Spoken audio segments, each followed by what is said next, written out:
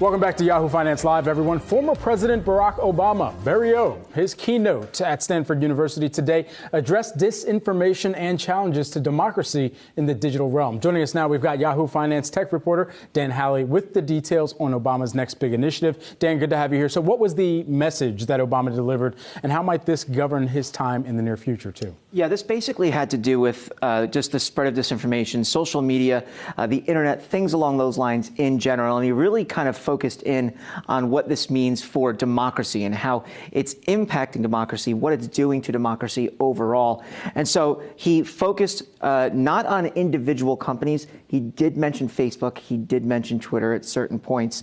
But he pointed out that it's a much different world than when he was running. He had mentioned that when he originally ran, it was MySpace and Friendster were really the big social networks at that point in time. But, you know, he did have some comments, and I just want to read off what he had to say here about this.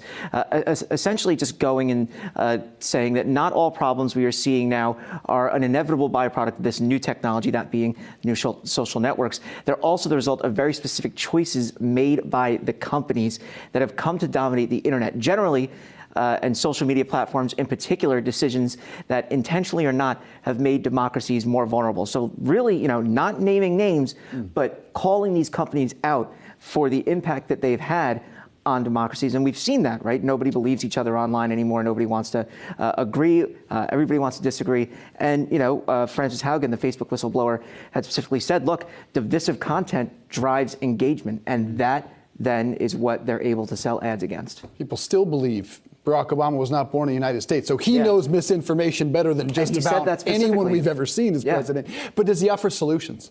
He's basically pointing to the fact that these companies need to kind of look back at their products and retool them. Not government regulation was where I was getting. Does he suggest that? I don't think he did quite yet. He's still speaking at the moment, but his main takeaway so far seemed to be that the companies need to go back and look at the products and perhaps not lean so heavily on the divisiveness of content. And you know, it's not just him saying that. It's not just Frances Haugen saying that.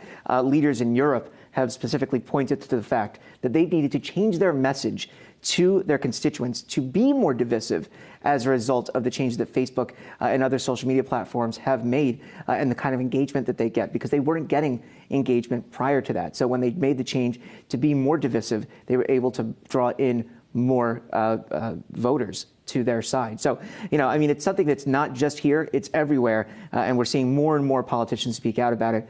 Depends on which side of the aisle you fall on, though. Democrats want to see more regulation. Republicans say that they're stifling free speech, these platforms, by taking down disinformation. So it really depends.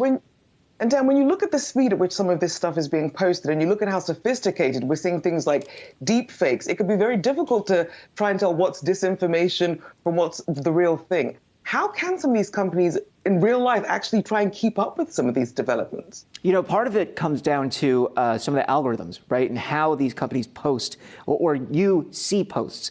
Right. So originally, if you remember way back in, I guess, 2007 or something like that, Facebook wasn't the feed that you see now, where you see what's shared most, what's getting the most reactions, what has the most engagement. It was just a timeline feed.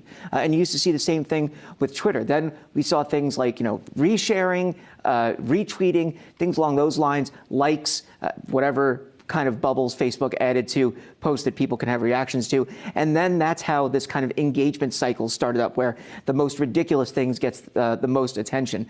Maybe just going back to those kind of timeline-based feeds will help fix things. All right, Yahoo Finance's Dan Howley joining us here, breaking down where we could see even more of an initiative around disinformation and combating that. Appreciate the breakdown.